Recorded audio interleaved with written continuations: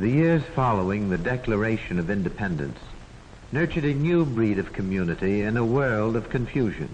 Repudiating precedent and usage dominating old world states which had evolved slowly, painfully, and planlessly from preceding things, these Americans, for history's first time, planned and made a nation.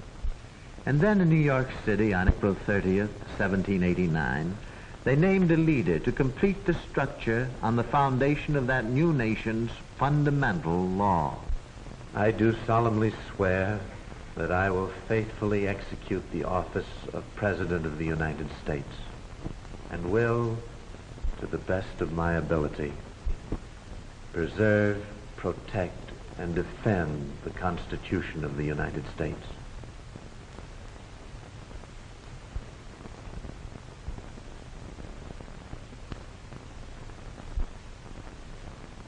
Gentlemen, before we get to business, we have the pleasure, perhaps mixed with sadness, of saying hail and farewell to one who deserves all the affection and respect of his country.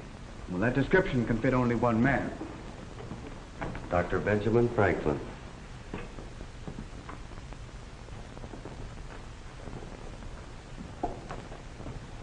Mr. President. We should have preferred going to you, Dr. Franklin, to pay our respects. Not so. I deemed it more fitting the shoe be on the other foot.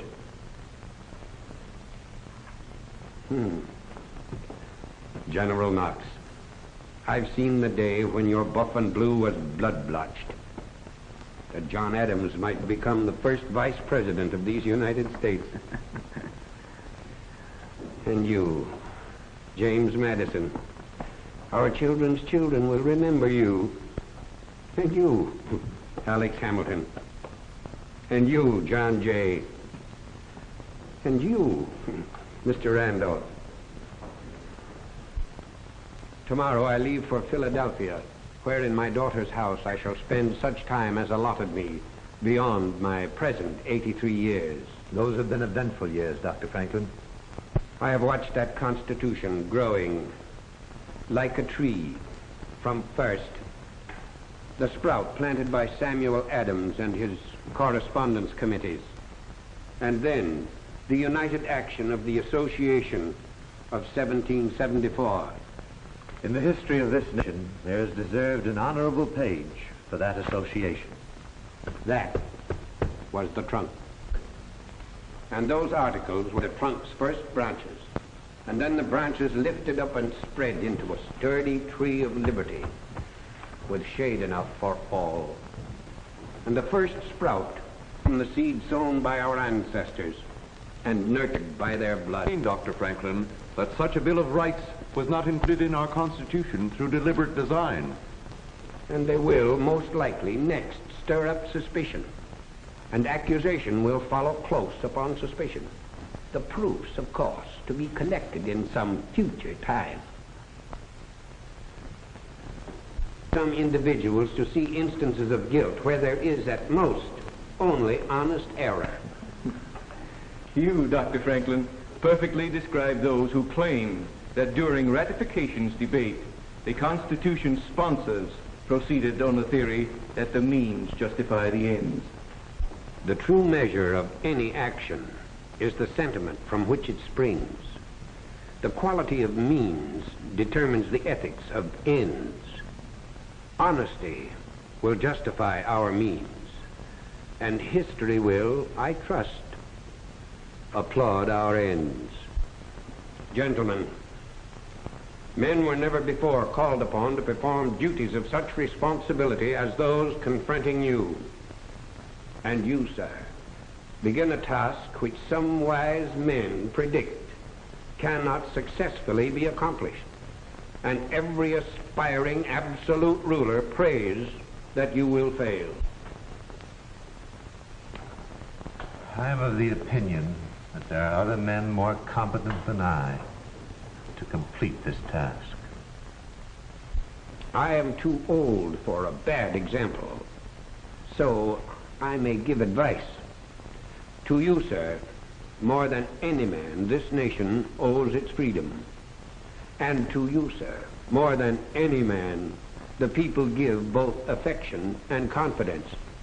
How can you fail?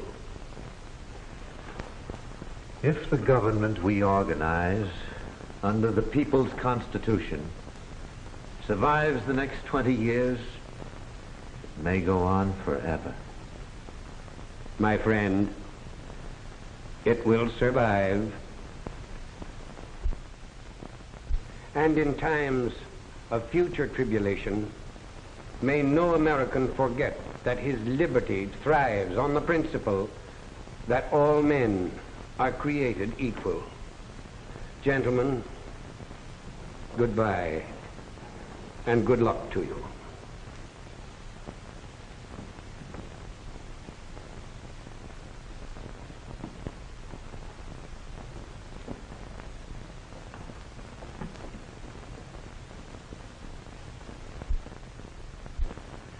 With orderly efficiency, the first government was formed. John Jay became the first Chief Justice, and by general accord, Madison became leader of the House. Then a cabinet of secretaries, rather than ministers, was appointed. Hamilton, Treasury; Knox, War; Randolph, Attorney General; Jefferson, Foreign Affairs. Thomas Jefferson's duties in France will keep this chair vacant, I fear, for months. The seeds of liberty, scattering from here, take root in Europe. The people mutter, and established systems wish us nothing but disaster. From Paris, Jefferson expresses the sophistry of a dying order. The Americans declare that all men are created equal, with unalienable rights to life, liberty, and the pursuit of happiness. It is evident that these are very questionable statements. Men are not born equal. Men are not born free. These statements are so manifestly false that it is impossible to believe that the men who made them believed in them. Such truths are beyond the understanding of minds lacking imagination, and must, perforce, be denied by designing dictation. We declare that unhampered intellect is the natural state decreed by man's creator. They oppose a most unnatural state, a hampering social net decreed by man's stupidity. A net which may enmesh but cannot stifle fundamental truths which confound archaic systems that degrade the individual in exaltation of the state.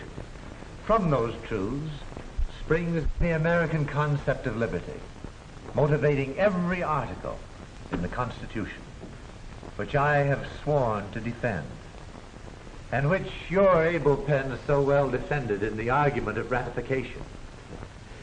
I think the world suspects that these widely translated treatises on civil government, credited to Publius, would better read by Hamilton, Madison, and Jay. To some, our pens still seem to lack conviction. Their rambling oratory demands that the Constitution's preamble be changed to read, not we the people, but we the states. I am sure that to a majority of our people, that question has already lost much of its significance. And if a Bill of Rights be, without delay, adopted, it will have no significance at all. Mr. Madison, the Constitution is itself, to every useful purpose, a Bill of Rights. Right. There was not a delegate, you'll agree, at the Constitutional Convention who had the least objection to what is asked now by advocates of the Bill of Rights. Where the people evidently retained in the Constitution everything they did not in express terms give up, a Bill of Rights was considered without meaning.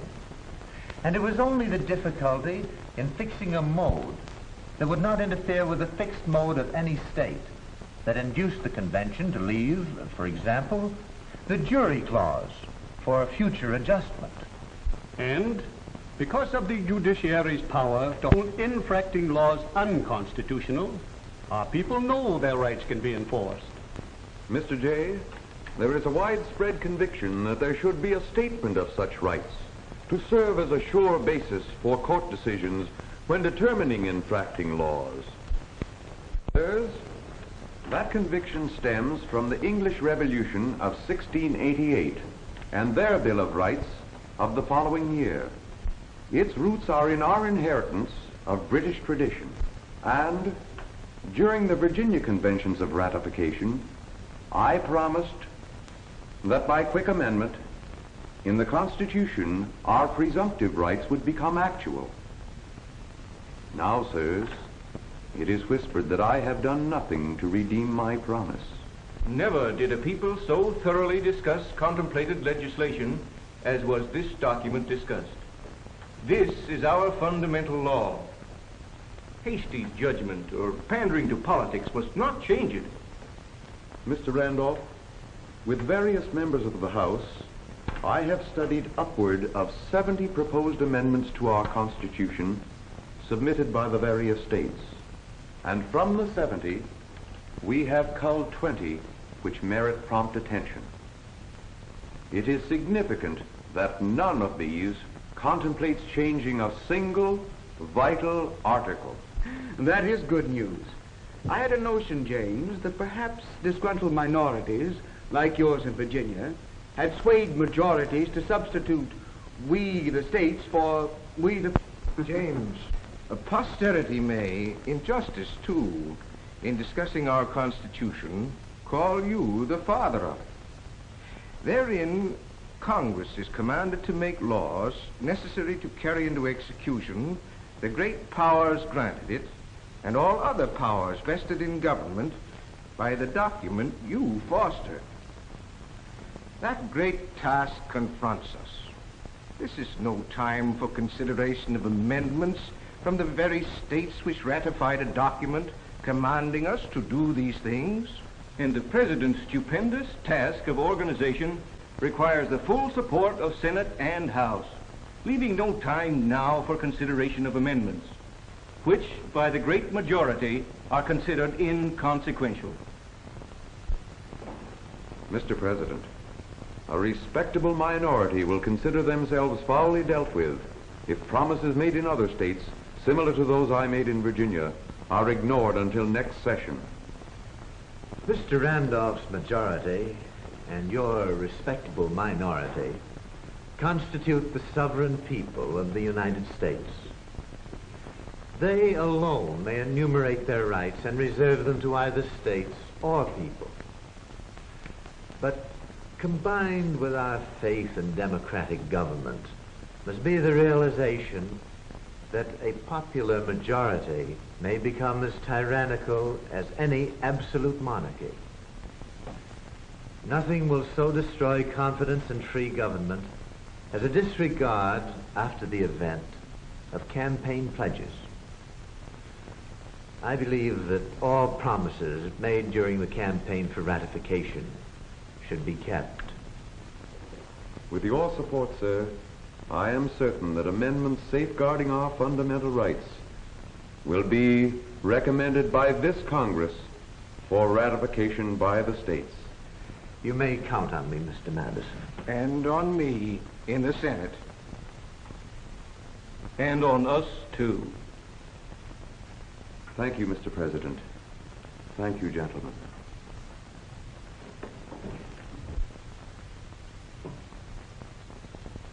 Our honest response to the minority demand will encourage among the people who founded this government a real bond of mutual goodwill as binding as the more formal ties of law.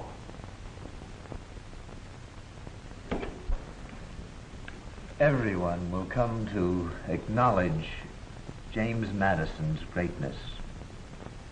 Of the affairs of the United States, he perhaps has the most correct knowledge of any man in the Union. Then one day in August, the joint committees of the Congress listened to James Madison. Gentlemen, President Washington views the nation he has all but fathered as something apart from and superior to himself and any man in it. And so it is. This nation demands and deserves a high measure of devotion. But, sirs, what sort of devotion is that which would besmirch her honor? In her name, promises have been made which must be kept before this session of the Congress adjourns. There are now but 12 amendments to our Constitution which require your approval for recommendation to the states. Expressed originally in many more, they represent the honoring of pledges made not to disgruntled factions advocating revision of our fundamental law, but to patriotic Americans who made that law effective and desire now its strengthening. You have, by helping form this unique government, done a duty which history will applaud. You are the authors of the laws upon which our happiness. Mr. President, I have the honor to present for your appraisal 12 amendments to our Constitution recommended by this Congress. The first 10 clarify the issue of our fundamental rights. For which, James, you deserve full credit. Sir, this Congress has performed a crucial duty, nobly and well, and have more than succeeded, for failure was too freely predicted. Mr. President, I have been asked to read to you a resolution of the Congress, unanimously adopted in joint session, in acknowledgement of the signal favors of the Almighty, in permitting our people to establish in peace a new government, be it resolved that the President of the United States be requested to recommend a day of public thanksgiving and prayer to be observed by all the people of the nation. It is altogether fitting this be done. On September 29th, 1789, the first Congress adjourned, and with ratification by the states, the first 10 amendments to the Constitution became part of the supreme law of the land. The first affirms freedom of religion, speech, and press, and the right of peaceful assembly and petition. The second, the right of states to maintain militia, and the people to keep and bear arms for their security. The third prohibits arbitrary quartering of troops upon citizens, either during peace or war. The fourth guarantees the people's right to be secure in their persons, preventing arbitrary searches and seizures. The fifth protects life, liberty, and property from arbitrary acts, and formulates the legal procedure against those accused of serious crime, designating indictment only by grand jury. The sixth affirms the rights of those accused of crime, establishing trial by impartial jury of the vicinity, the public presentation of evidence, and the guarantee of counsel. The seventh guarantees the right of trial by jury in suits at common law. The eighth prohibits excessive bail and cruel punishment. The ninth affirms that presumptive rights not enumerated in the Constitution are retained still by the people. And the 10th declares powers are reserved to the states respectively or to the people. Already these 10 amending articles are, by popular accord, declared the nation's Bill of Rights. That Bill of Rights refutes the libel of unfriendly critics who jeered that our Constitution required quick revision. There has been no revision. These amendments supplement the Constitution. They do not change it. Of course. And as the people of all the states did ordain and establish the Constitution, legally and politically it may be said that the United States is, rather than the United States are, a nation. Well, a free government has been made for you, if you can keep it so.